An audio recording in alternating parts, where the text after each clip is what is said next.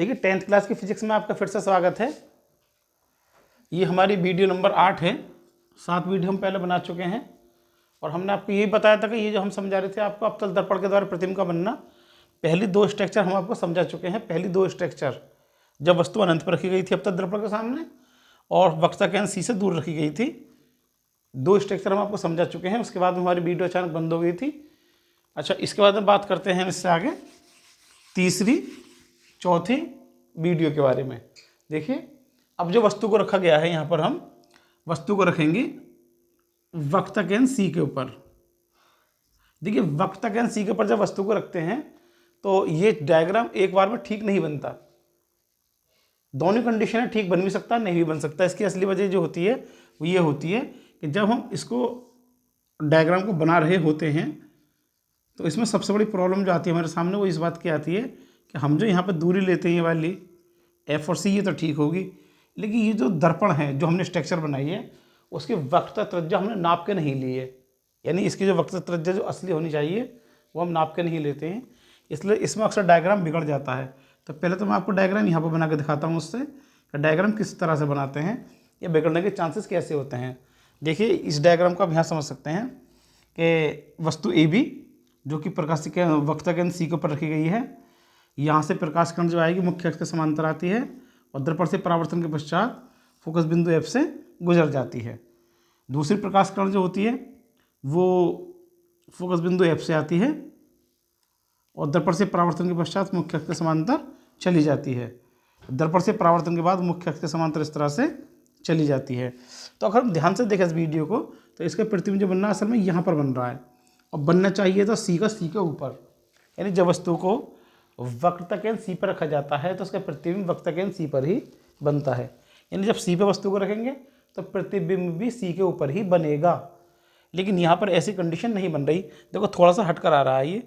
इसकी वजह जो होती है, इसकी वक्रता त्रिज्या जो हम लेते हैं वो अंदाजे से लेते हैं, इसलिए थोड़ा डायग्राम गलत आता है। तो इसका सबसे आसान तरीका समझिए, 2 तरीके हैं बनाने के। पहला तरीका इसका ये रहा, इसमें ज़्यादातर बिगड़ने के चांसेस होते हैं, और जो दूसरा तरीका है इससे बिगड़ने के चांसेस नहीं होते। डायग्राम एकदम स्ट्रक्चर बेहतरीन आएगी। वो कैसे बनाएंगे, यहाँ पर आप इसे आपको एक काम करना है इसके अंदर।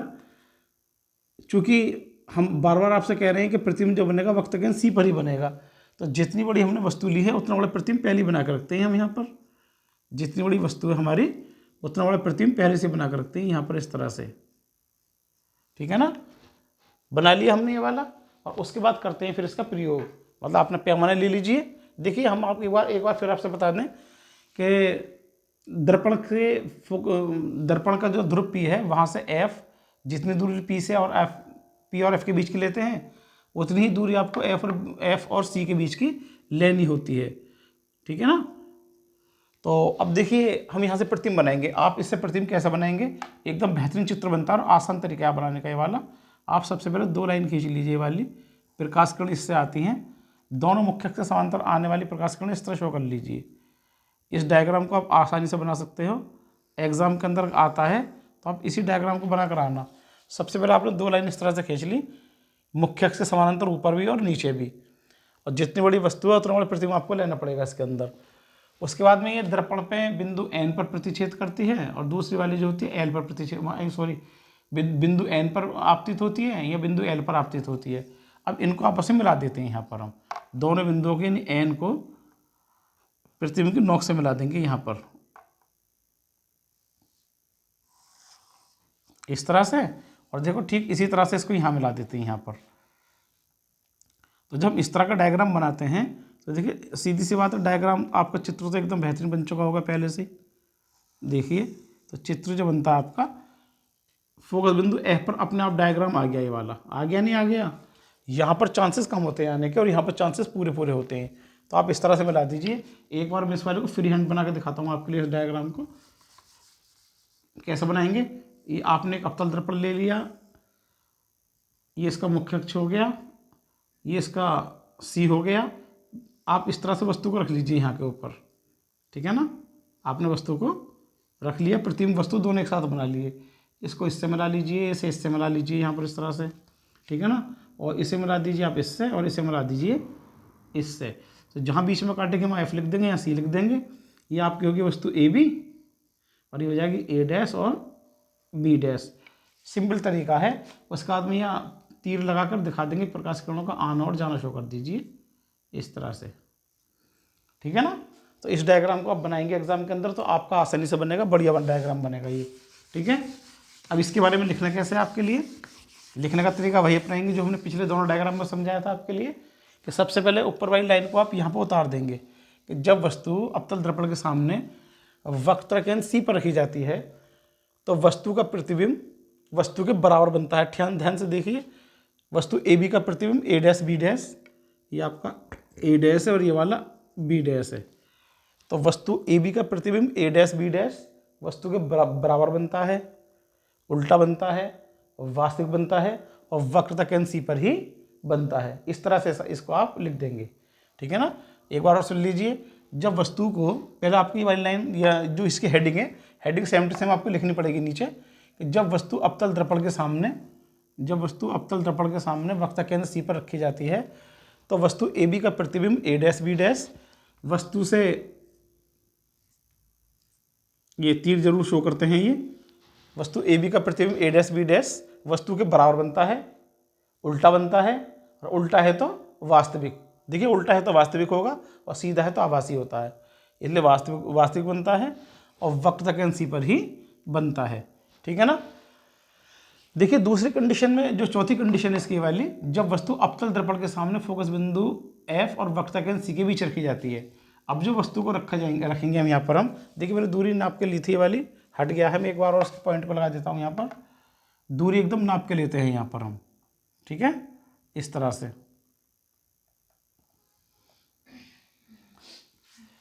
अब जो वस्तु को रखा जाएगा यहाँ से उठा के यहाँ रख देंगे C और F के बीच में। अभी रखी गई थी यहाँ C के ऊपर, अब F और C के बीच में रख देते हैं। और बनाने की प्रक्रिया वही अपनाते हैं कि सबसे पहले प्रकाश किरण मुख्य अक्ष से समानांतर आती है। तो जब प्रकाश किरण मुख्य अक्ष से समानांतर आती है तो दर्पण के बिंदु N से परावर्तन के पश्चात मुख्य अक्ष से समानांतर चली जाती है इस तरह से, ठीक है ना। फोकस बिंदु F से चली जाती है, देखिए, ठीक। ये प्रकाश किरण यहाँ से आई है और अपवर्तन के पश्चात यहाँ से चली जाती है। इसको थोड़ा बड़ा कर देंगे, चूँकि इसका डायग्राम जो बनता है वो थोड़ा सा बड़ा बनता है, तो लाइन को थोड़ा आगे तक खींच देंगे इस वाली को, ठीक। दूसरी प्रकाश किरण जो आप बनाएंगे वो बनाएंगे फोकस बिंदु F से। प्रकाश किरण फोकस बिंदु F से आती है, देखिए इस तरह से। दूसरी प्रकाश किरण फोकस बिंदु F से आती है इस तरह से। जब ये फोकस बिंदु F से आएगी तो दर्पण से परावर्तन के पश्चात या दर्पण के बिंदु L से परावर्तन के पश्चात मुख्य अक्ष के समानांतर चली जाती है। तो आप इसको यहाँ से इस तरह से जाती हुई दिखा देंगे, देखिए मुख्य अक्ष के ठीक समानांतर दिखाएंगे। यहाँ से आप इसे इस तरह से जाती हुई दिखा देते हैं, ठीक। देखिए ध्यान से, पहली प्रकाश किरण मुख्य अक्ष से समानांतर आती है, दर्पण के बिंदु N से परावर्तन के पश्चात फोकस बिंदु F से गुजर जाती है। दूसरी प्रकाश किरण जो कि फोकस बिंदु F से आती है, दर्पण के बिंदु L से परावर्तन के पश्चात मुख्य अक्ष के समानांतर चली जाती हैं और दोनों प्रकाश किरण एक दूसरे को बिंदु A डैश पर प्रतिच्छेद करती हैं, यानी काटती हैं।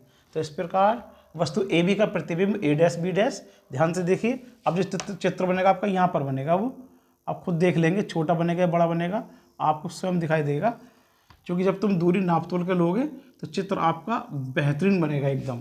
देखिए वस्तु जितनी बड़ी है उसके मुकाबले चित्र बड़ा है। तो जब वस्तु को C और F के बीच रखा जाता है तो वस्तु ए बी का प्रतिबिंब ए डैश बी डैश वस्तु से बड़ा बनता है, उल्टा बनता है, वास्तविक बनता है और वक्रता केंद्र C से दूर बनता है, ठीक है। एक बार और सुन लीजिए इसके लैंग्वेज वाली, जब वस्तु अवतल दर्पण के सामने फोकस बिंदु F तथा वक्रता केंद्र C के बीच रखी जाती है तो वस्तु ए बी का प्रतिबिंब ए डैश बी डैश वस्तु से बड़ा बनता है, उल्टा बनता है, वास्तविक बनता है और वक्रता केंद्र C से दूर बनता है। इस तरह से ये लैंग्वेज इसके आप लिख देंगे, ठीक है ना। अब आता है इसके बाद में नंबर 5। नंबर 5, अब वस्तु को कहाँ रखा जाएगा। देखिए अब जो वस्तु को रखा जाएगा यहाँ से उठा कर रखेंगे F के ऊपर, यानी C और F के बीच रखी हुई है, यहाँ से उठा के से F के ऊपर रख देते हैं। ये एक्सट्रैक्शन अक्सर आती है एग्जाम के अंदर। जब वस्तु को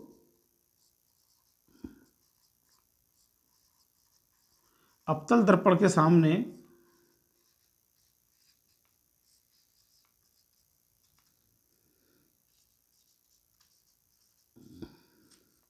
अवतल दर्पण के सामने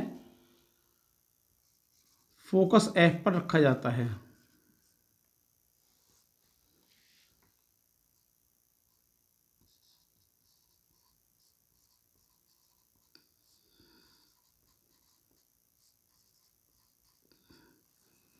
फोकस F पर रखा जाता है। तो देखिए इसकी स्ट्रक्चर किस तरह बनाएंगे। सबसे पहले से आप वही कीजिए। स्ट्रक्चर बनाने के लिए पैमाने से मुख्य अक्ष इसकी सीधी रेखा खींच लीजिए।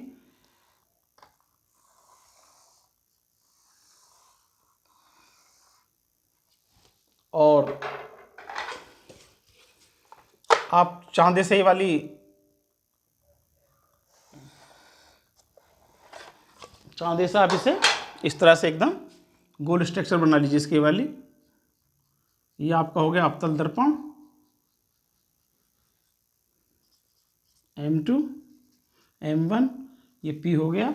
और यहीं पर आपको दूरी जो लेनी है वो नाप के लेनी है एकदम, यानी दूरी जो लेते हैं ये वाली एकदम नाप कर लेते हैं। मैं ज़रा इसको ठीक से कर दूँ थोड़ा डार्क, और चूँकि मुख्य अक्ष है ये, ठीक है। अब दूरी जो लेते हैं एकदम नाप के लेते हैं बिंदु P से। मैंने दूरी पहले से नाप के वाली रखी हुई है, आप भी इस तरह से नाप लीजिएगा। करीब करीब 1 सेंटीमीटर 1.5 सेंटीमीटर दूरी आपको 1 सेंटीमीटर या 1 इंच 2 इंच आपको दूरी लेनी है। यहाँ 2 इंच यहाँ पर, 2 इंच यहाँ पर। तो उससे आपका डायग्राम जो बनेगा एकदम सेट बनेगा, एकदम सेट, कोई परेशानी नहीं होगी, डायग्राम आसानी से बन जाएगा, ठीक है ना। तो हमने वस्तु को रखा है, कहाँ पर रखा है,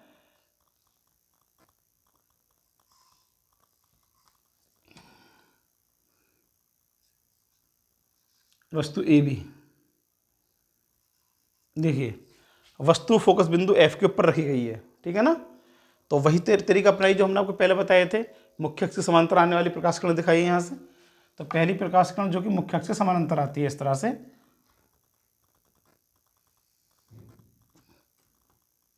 जब प्रकाश किरण मुख्य अक्ष से समांतर आती है तो दर्पण के बिंदु N से परावर्तन के पश्चात फोकस बिंदु F से गुजर जाती है। N से परावर्तन के पश्चात फोकस बिंदु N से गुजर जाती है। देखिए किस तरह जाएगी यहाँ से, ठीक है। तो यहाँ से प्रकाश किरण इस तरह से चली जाती है ये वाली। दूसरी प्रकाश किरण जो दिखाएंगे वो दिखाते हैं इसकी वक्रतकेंद्र C से आती हुई। देखिए वक्रतकेंद्र C के साथ में इसको पैमाने को सेट करेंगे आप, मतलब इस वस्तु की नोक और C दोनों से मिलाकर आप इसको एक रेखा खींचेंगे इस तरह से।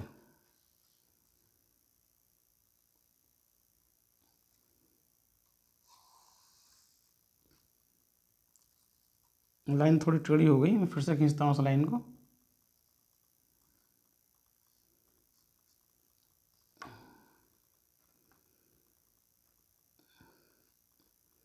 देखिए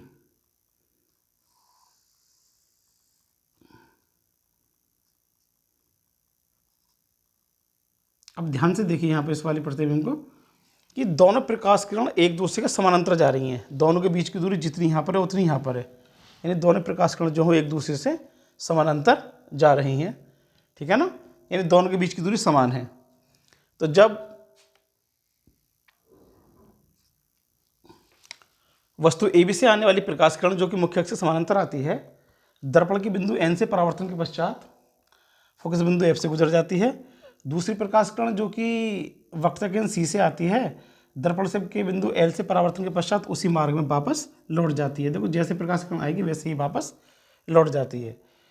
दोनों प्रकाश किरण एक दूसरे के समानांतर चलती चली जाती हैं। देखिए दोनों की दूरी, बीच की दूरी जो है वो बराबर है, जितनी यहाँ पर है उतनी बीच की दूरी यहाँ पर है। तो दोनों प्रकाश किरण एक दूसरे के समानांतर चलती चली जाती हैं, जो कि आगे जाकर कहीं पर भी नहीं मिलती हैं। हमारा मानना है कि आगे जाकर ये अनंत पर मिलती हैं, आगे चल कर ये अनंत पर मिलती हैं।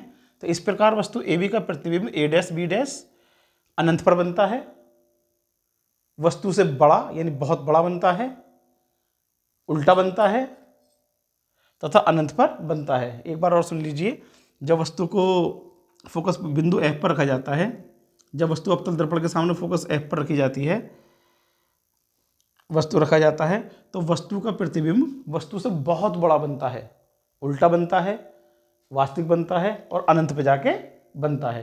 हमारा मानना है कि ये प्रकाश किरणें अनंत पर जाकर मिल जाती हैं और प्रतिबिंब अनंत पर बन जाता है। ठीक है, तो आपके दोस्तों ये आपके कुल मिलाकर 5 स्ट्रक्चर हो गई और हमने बताया था अवतल दर्पण के अंदर कुल मिलाकर 6 स्ट्रक्चर आती हैं।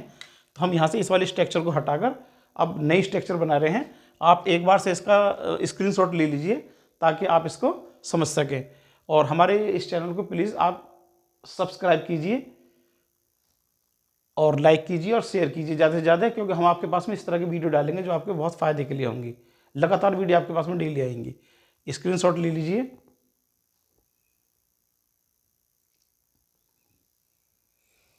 अब बताते हैं इसके बाद अगला डायग्राम। जब वस्तु फोकस बिंदु F और ध्रुव P के बीच में रखी जाती है, फोकस बिंदु F और ध्रुव P के बीच में रखी जाती है।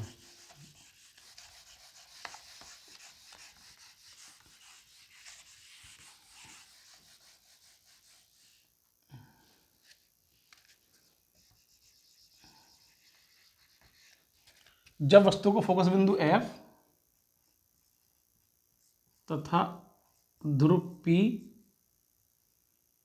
के बीच रखा जाता है, ध्रुव P के बीच में रखा जाता है। ये स्ट्रक्चर बहुत ज़्यादा आती है एग्जाम के अंदर। आने वाले वक्त में भी इंटर में जब पहुंचोगे आप वहाँ भी स्ट्रक्चर वाली ज़्यादा आएगी, तो इसलिए स्ट्रक्चर को थोड़ा ठीक से समझिएगा। बेहतरीन स्ट्रक्चर है ये वाली। इसमें प्रतिबिंब जो बनता है वो अकेली ऐसी स्ट्रक्चर है जिसमें प्रतिबिंब जो बनेगा वो हमेशा आभासी बनेगा। ठीक है ना। ये हमने मुख्य अक्ष बना लिया और यहाँ पर हमने इसको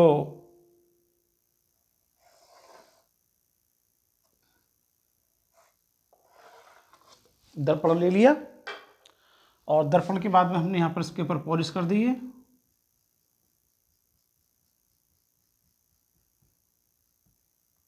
इसका P हो गया। हमने बताया था दूरी जो लेते हैं एकदम नाप तोल के लेते हैं, तो यहाँ पर भी आप दूरी नाप कर ही लेंगे ताकि आपका स्ट्रक्चर एकदम बेहतरीन बन सके।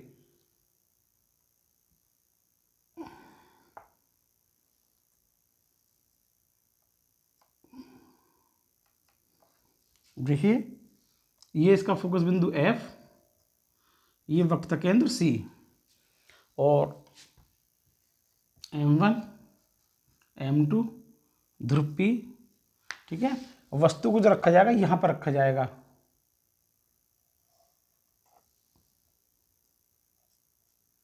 AB। ठीक है, वस्तु को जो रखा जाता है वो दोनों के बीच में रखा जाता है। बनाने का नियम वही अप्लाई करते हैं पहले की तरह कि प्रकाश किरण जो आती है मुख्य अक्ष से समानांतर आती है, तो इस तरह से आती है, दिखा देंगे यहाँ पर आप। प्रकाश किरण मुख्य अक्ष से समानांतर आएगी, दर्पण के बिंदु N से परावर्तन के पश्चात फोकस बिंदु F से गुजर जाती है। तो देखिए, तो इस N को फोकस बिंदु F से मिलाकर एक रेखा खींच देंगे यहाँ पर हम इस तरह से।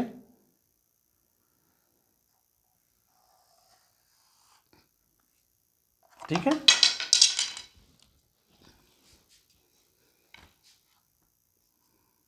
दूसरी प्रकाश किरण जो आएगी वो प्रकाशिक केंद्र C से यानी यहाँ से आती है।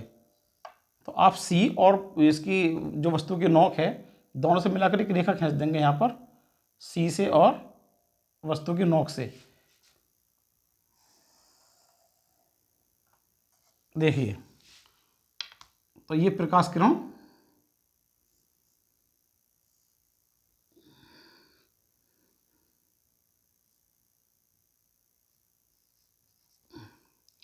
ठीक है। तो देखिए, जब प्रकाश किरण जो कि प्रकाशिक केंद्र C से आती है, परावर्तन के पश्चात उसी मार्ग में वापस लौट जाती है, यानी दर्पण के बिंदु L से परावर्तन के बाद उसी मार्ग में वापस लौट जाती है। पहली प्रकाश किरण मुख्य अक्ष से समांतर आएगी और दर्पण के बिंदु N से परावर्तन के पश्चात फोकस बिंदु F से गुजर जाती है।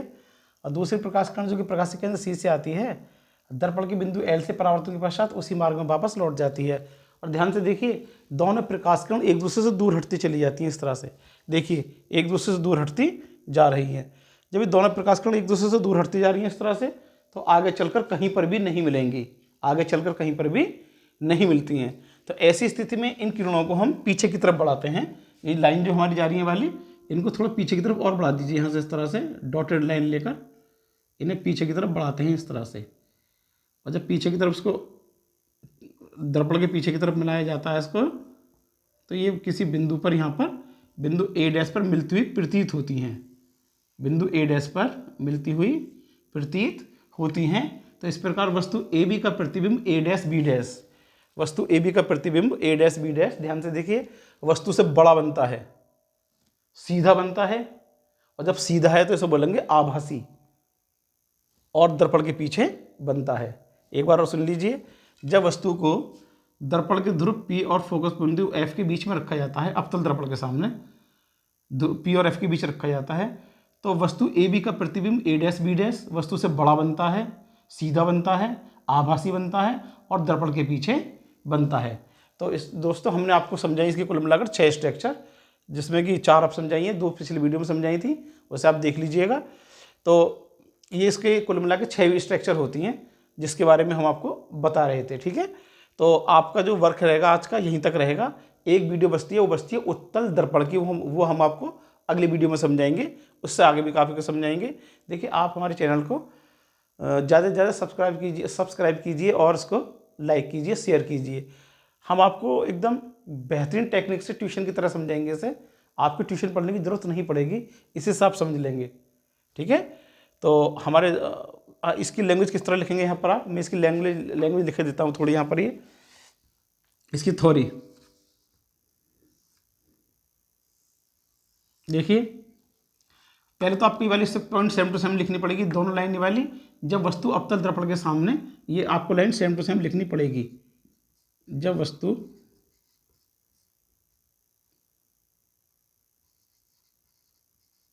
अवतल दर्पण के सामने, ठीक है, फोकस बिंदु एफ तथा ध्रुव पी के बीच में रखी जाती है, तब यहाँ के बाद में आप तब लगा देंगे और तब के बाद लिखना शुरू करेंगे।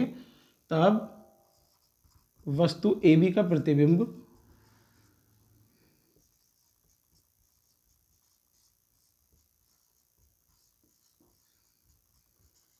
ए डैश बी डैश वस्तु से बड़ा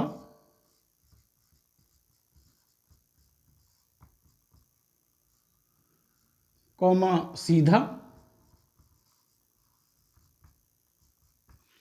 कौमा आभासी तथा दर्पण के पीछे बनता है।